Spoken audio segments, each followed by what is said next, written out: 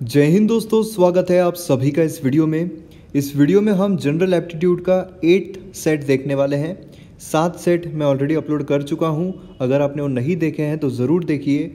आपको ये यूपीएससी के लिए, स्टेट पीएससी के लिए, बैंकिंग एग्ज़ाम के लिए, एसएससी के लिए काफ़ी इंपॉर्टेंट है। इसमें मैं काफ़ी ट्रिक्स आपको बताता हूँ जिससे कि आपका टाइम बचता है जब आप वो सॉल्व करते हो तो। और ये जो एग्ज़ाम्स होती है इसमें पूरे टाइम का ही खेल होता है। अगर आप कम टाइम में ये सॉल्व कर सकते हो तो ही आप एग्ज़ाम क्रैक कर सकते हो, नहीं तो कोई और कम टाइम में राइट आंसर्स निकाल के वो एग्ज़ाम क्रैक कर लेगा। इस वीडियो को आपके सामने प्रेजेंट करूंगा मैं, मयूर मोगरे। आप मुझे फेसबुक पर, इंस्टाग्राम पर फॉलो कर सकते हो। आपकी कोई भी क्वेरीज़ है तो आप मैसेज कर सकते हो, और आप मुझे टेलीग्राम पर भी फॉलो कर सकते हो। लिंक सभी की डिस्क्रिप्शन में दी हुई है। तो लास्ट सेट जो था उसमें मैंने आपको कैलेंडर्स के कुछ प्रॉब्लम बताए थे और कुछ ट्रिक्स बताई थी। जो बेसिक चीज़ें हमें याद रखना है वो मैंने आपको बताया था। सबसे पहले मैंने आपको लीप ईयर समझाया था। लीप ईयर क्या होता है, तो अगर सेंचुरी होती है मतलब 2000, 3000 ये जो साल होते हैं जिसके एंड में 20 है, तो लीप ईयर के लिए हमें 400 से डिवाइड करना पड़ता है। अगर वो कम्प्लीटली डिविजिबल होता है तो वो लीप ईयर कहलाएगा। और बाकी जो सेंचुरीज नहीं होते हैं जैसे 2018, 2019, तो ये जो साल है इसे हमें 4 से डिवाइड करना पड़ेगा, 400 से नहीं करना पड़ेगा।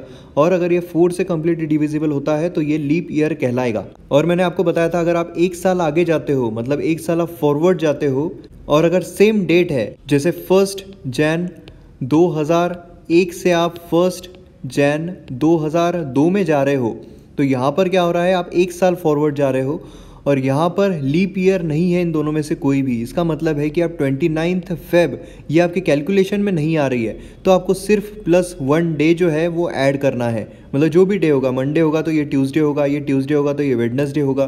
तो इस तरीके से +1 डे ऐड करना है। और अगर आप लीप ईयर में जा रहे हो, इसका मतलब है कि आप 29 फेब ये कैलकुलेट कर रहे हो आपके कैलकुलेशन में। इसका मतलब है कि 1 जैन 2000 से 1 जैन 2001 में अगर आप जा रहे हो तो 2000 जो है वो लीप ईयर है। उसी के साथ साथ 1 जैन हम कंसिडर कर रहे हैं, तो यहाँ पर 29 फेब जो है वो हम गिनेंगे। तो यहाँ पर जब आप दूसरे साल में जाते हो, फॉरवर्ड जाते हो, तो आपको +2 डेज जो है वो ऐड करने हैं। मतलब ये अगर मंडे है तो ये आपको वेडनेसडे मिलेगा। तो ये भी हमने लास्ट वीडियो में कवर कर लिया था। उसी के साथ साथ हमने मंथ भी देखा था। अगर आप एक मंथ से आगे जाते हो, फॉरवर्ड जाते हो, तो आपको क्या करना है, अगर 30 दिन का महीना है तो आपको +2 डेज ऐड करने हैं। अगर 31 का है तो +3 डेज जो है वो ऐड करने हैं। और ये भी मैंने आपको बताया था कि एक महीने में 1, 8, 15, 22 और 29 ये जो डेट्स होती है ये सेम डे पर आती है। ये आपको ध्यान में रखना है। और अगर आप इस तरीके से ध्यान नहीं रख सकते हो तो 7 का टेबल आपको ध्यान में रखना है। 7, 14, 21, 28, तो इसमें +1 +1 +1 +1 कर देना है आपको। तो ये जो तारीख है 1, 8, 15, 22, 29 ये आपको ध्यान में रखना है। और किस तरह के क्वेश्चन आते हैं इस पर बेस्ड वो भी हमने देखे थे।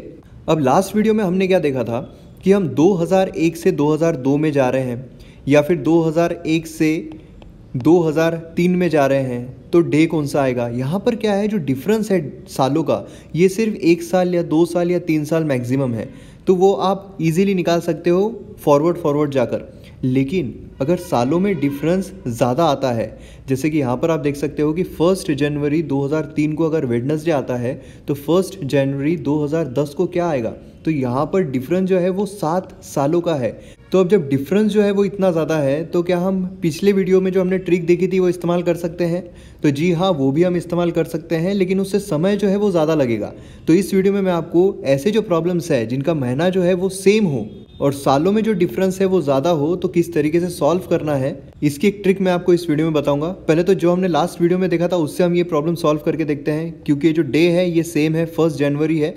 तो यहाँ पर हम 2003, फिर 4, 5, 6, 7, 8, 9, 10, तो यहाँ पर हम 10 तक आ गए। तो 2003 जो है ये वेडनेसडे था, 1 जैन। अब हमको तारीख नहीं देखनी है क्योंकि तारीख जो है वो सेम है, इसलिए डेट की तरफ ध्यान नहीं देना है। फिर 2003 से जब 4 में जाएंगे तो लीप ईयर था क्या, तो नहीं था, इसलिए यहाँ पर क्या आएगा, तो एक ही दिन आगे बढ़ेगा तो आएगा थर्सडे। अब 2004 जो है ये लीप ईयर था, इसलिए जब 2004 से हम 5 में जाएंगे तो यहाँ पर हम 2 दिन आगे बढ़ाएंगे। मतलब यहाँ पर क्या आ जाएगा, तो सैटरडे आ जाएगा। फिर 6 में क्या आ जाएगा, एक दिन आगे तो संडे। फिर 7 में क्या आ जाएगा, तो एक दिन आगे मंडे। फिर 8 में क्या आ जाएगा, तो ये आ जाएगा ट्यूसडे। अब 8 भी जो है वो लीप ईयर था, तो 8 से हम 9 में जाएंगे तो 2 दिन आगे बढ़ाना पड़ेगा, मतलब थर्सडे। फिर 10 में हम जाएंगे तो क्या आ जाएगा, फ्राइडे। तो 1 जनवरी 2010 को हमें फ्राइडे मिलेगा। लेकिन देखिए इसमें वक्त बहुत ज़्यादा लग रहा है, तो इसे सॉल्व करने का एक सिंपल सा तरीका भी है।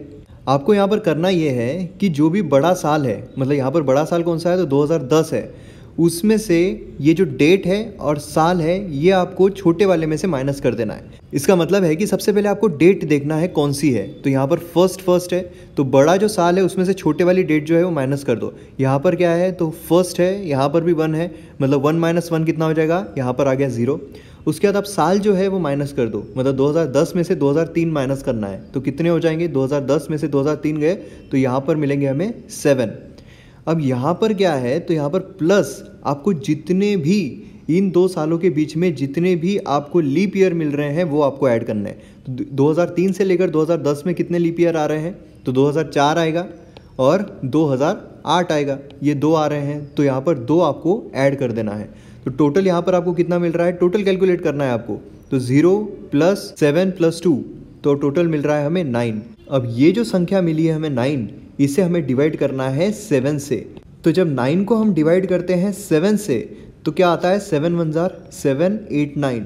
तो यहाँ पर जो हमें नीचे मिल रहा है ये 2, ये हमें वेडनेसडे में ऐड कर देना है। क्यों, तो हम फॉरवर्ड जा रहे हैं, 2003 से 2010 में जा रहे हैं तो प्लस करना है। वही अगर हम 2010 से 2003 में जाते तो माइनस करना होता। अब यहाँ पर 2003 से 2010 में जा रहे हैं, मतलब फॉरवर्ड जा रहे हैं तो प्लस करना है। प्लस कितना करना है, तो इस 7 से डिवाइड करके हमें जितना भी यहाँ पर रिमाइंडर मिलेगा वो हमें प्लस कर देना है। मतलब यहाँ पर +2, मतलब वेडनेसडे, थर्सडे, फ्राइडे, तो हमें फ्राइडे मिल जाएगा। तो देखिए आपका 30 सेकंड से अंदर अंदर आपको जवाब मिल जाएगा। तो करना क्या है, आपको जो भी बड़ा साल है तो डेट जो है बड़े साल में से छोटे साल की माइनस कर देना है, मतलब 1 - 1 0 आ गया। उसका जो साल है वो आपको सब्सट्रैक्ट करना है, 2010 में से 2003 मतलब 7, और इन दोनों के बीच जितने भी लीप ईयर है वो आपको ऐड करने हैं। 2 आ रहे हैं, 4 और 8, तो यहाँ पर 2 ऐड कर दिए, टोटल मिला हमको 9।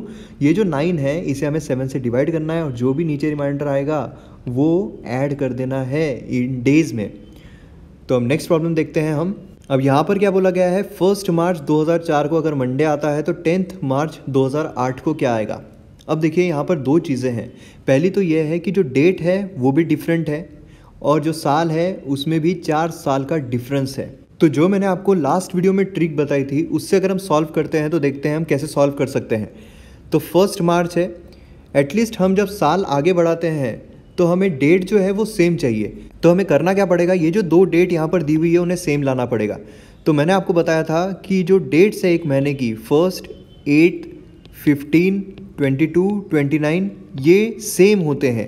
तो 1 मार्च हम देखते हैं तो यहाँ पर मंडे आता है, तो 8 मार्च को क्या रहेगा, तो वो भी मंडे रहने वाला है।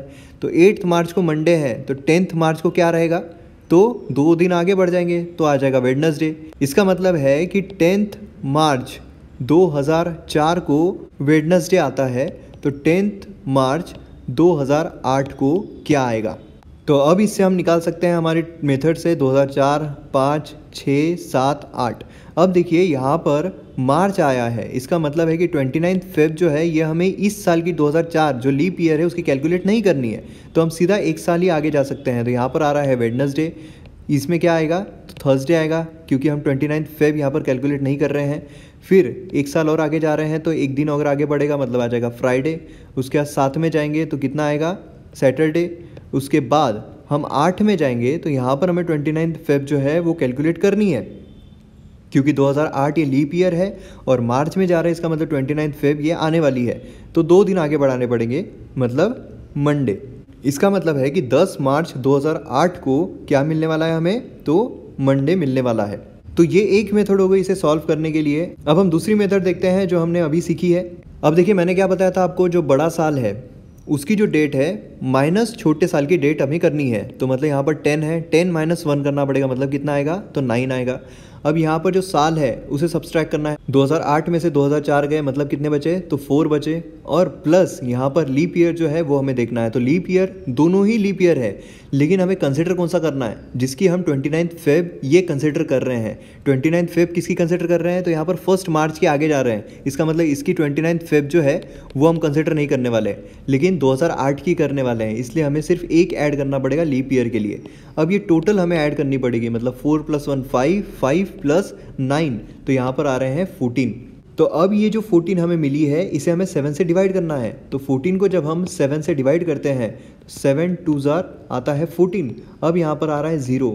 इसका मतलब क्या है कि आपको ये जो मंडे है इसमें प्लस 0 डेज ऐड करने हैं। मतलब यहाँ पर जो नीचे मिलेगा उतने डेज आपको ऐड करने पड़ते हैं। तो यहाँ पर 0 आ रहा है इसलिए आपको मंडे में प्लस 0 डेज ऐड करने पड़ेंगे। इसका मतलब है कि 10 मार्च 2008 को भी हमें मंडे ही मिलने वाला है। और हमने जो पिछली ट्रिक है उससे भी सॉल्व किया था तो हमें मंडे ही मिला था, उससे हमें ज़्यादा वक्त लगा था। इससे हम 30 सेकंड के अंदर अंदर सॉल्व कर सकते हैं। तो जैसा मैंने आपको बताया था कोई भी एग्जाम्पल सॉल्व करने के बहुत सारे वेज है, लेकिन वक्त का पूरा खेल होता है। कौन सी मेथड आपका वक्त बचाएगी वो मेथड आप इस्तेमाल कीजिए। तो ये जो ट्रिक है ये आपको बहुत ज़्यादा हेल्पफुल रह सकती है जब डेज अलग अलग हो, मतलब यहाँ पर जो डेट है वो अलग अलग हो और उसी के साथ साथ जो साल है उसमें डिफरेंस काफ़ी ज़्यादा हो। अगर डेट सेम है और साल में 1 साल का ही डिफरेंस है तो आप ये मेथड से जाओगे तो टाइम लगेगा, उससे फटाक से आप प्लस 1 डे जो है वो ऐड कर सकते हो। लेकिन इसमें भी आपको ध्यान में रखना है कि जो मंथ है वो सेम है, मंथ अलग अलग रहेंगे तो ये ट्रिक काम नहीं आने वाली है। तो यहाँ पर हम दूसरा क्वेश्चन लेते हैं। 22 जुलाई 2006 को क्या आएगा अगर 17 जुलाई 2016 को ट्यूसडे आता है तो 17 में से अगर हम 22 सब्सट्रैक्ट करते हैं तो हमें क्या मिलता है, -5 मिलेगा। तो इसको माइनस ही रखना है। और यहाँ पर अगर 2016 में से 2006 माइनस करते हैं तो क्या मिलता है, तो हमें 10 मिलते हैं। और यहाँ पर लीप ईयर कौन कौन से हैं इन दोनों के बीच में, तो 2008 ये लीप ईयर आता है, 2012 ये लीप ईयर आता है, उसी के साथ साथ 2016 ये लीप ईयर आता है। तो तीनों लीप ईयर जो है वो हमें ऐड करने हैं तो +3 करना पड़ेगा। तो यहाँ पर टोटल कितनी आने वाली है, 10 + 3 कितने होते हैं 13। यहाँ पर -5, 13 - 5 कितने होते हैं, तो यहाँ पर हमें जवाब मिलता है 8। तो अब ये जो फिगर आई है यहाँ पर 8, उसे हमें डिवाइड करना पड़ेगा 7 से। तो 7 से जब हम डिवाइड करते हैं तो यहाँ पर मिलता है 7, यहाँ पर रिमाइंडर मिलता है 1। इसका मतलब है कि ट्यूसडे जो है ये जो डेट है इसमें से -1 डे हमें करना पड़ेगा। अब माइनस क्यों करना है, क्योंकि हम रिवर्स जा रहे हैं, फॉरवर्ड नहीं जा रहे हो, साल के आगे नहीं जा रहे हैं, हम रिवर्स जा रहे हैं, इसलिए माइनस करना पड़ेगा 1 डे। तो 1 डे जब हम माइनस करते हैं तो हमें क्या मिलता है, तो हमें मिलता है मंडे। तो इसका मतलब है कि 22 जुलाई 2006 को हमें क्या मिलेगा, तो मंडे मिलेगा। तो देखिए काफ़ी सिंपल है, काफ़ी फास्ट आपका जवाब निकलता है। और एक एग्जांपल देखते हैं। तो यहाँ पर बोला गया है 15 अगस्त 2004 को अगर संडे आता है तो 5 अगस्त 2020 को क्या मिलेगा। तो ये हम क्या जा रहे हैं, तो फॉरवर्ड जा रहे हैं। अब फॉरवर्ड जा रहे हैं तो यहाँ पर हमें क्या करना पड़ेगा, सबसे पहले जो बड़ा साल है उसकी जो डेट है उसमें छोटे साल की डेट माइनस करनी है, मतलब 5 - 15 यहाँ पर करना है। तो हमें क्या मिलता है, मिलता है -10। उसके बाद जो बड़ा साल है उसमें छोटा साल माइनस करना है। 2020 में से 2004 गए, कितने बचते हैं, तो 16 बचते हैं। अब इसमें प्लस हमें क्या करना पड़ेगा, तो जितने भी लीप ईयर है वो ऐड करने पड़ेंगे। 2004 ये लीप ईयर है लेकिन अगस्त आ रहा है, इसका मतलब है 22 फेब ये हम कंसिडर नहीं कर रहे हैं, इसलिए उसे नहीं गिनना है। नेक्स्ट कौन सा आने वाला है, 2008 आ रहा है। उसके बाद कौन सा आ रहा है, तो 2012 आ रहा है। उसके बाद 2016 आ रहा है। उसके बाद 2020 आ रहा है। तो 1 2 3 4 जो लीप ईयर है वो हमें ऐड करने हैं। टोटल कितना मिलता है हमें, 16 + 4 कितने हो रहे हैं, 20 20 - 10 20 - 10 कितने हो जाएंगे, तो 10 हो जाएंगे। अब यहाँ पर ये जो 10 मिल रहा है हमें, 10 को हमें डिवाइड किससे करना है, तो 7 से करना है। तो 7 1 ज़्यादा हो जाएगा 7, रिमाइंडर आया 3। तो यहाँ पर 3 जो है वो अब संडे में +3 डेज हमें ऐड करने हैं। मतलब 5 अगस्त 2020 को क्या आने वाला है, तो संडे +3 मतलब वेडनेसडे ये हमें मिलने वाला है। तो इस तरीके से आप इजीली और फास्ट इस तरीके की प्रॉब्लम जो है वो सॉल्व कर सकते हो। तो इस वीडियो में हम इतना ही समझेंगे। नेक्स्ट वीडियो में मैं आपको बताऊंगा कि अगर जो मंथ है वो अलग अलग होते हैं तो कौन सी ट्रिक से हम जो प्रॉब्लम्स है वो सॉल्व कर सकते हैं। तो ये जो क्वेश्चंस है इसकी फिर से आप प्रैक्टिस कीजिए, फिर से एक बार वीडियो देखिए जिससे कि आपको ये जो ट्रिक है समझ में आ जाए और आप फास्ट तरीके से जो क्वेश्चंस है वो सॉल्व कर पाओ। और अगर आपको वीडियो पसंद आते हैं तो शेयर ज़रूर कीजिए, काफ़ी मेहनत लगती है बनाने के लिए। सब्सक्राइब कीजिए चैनल को। मिलते हैं अगले वीडियो में। जय हिंद।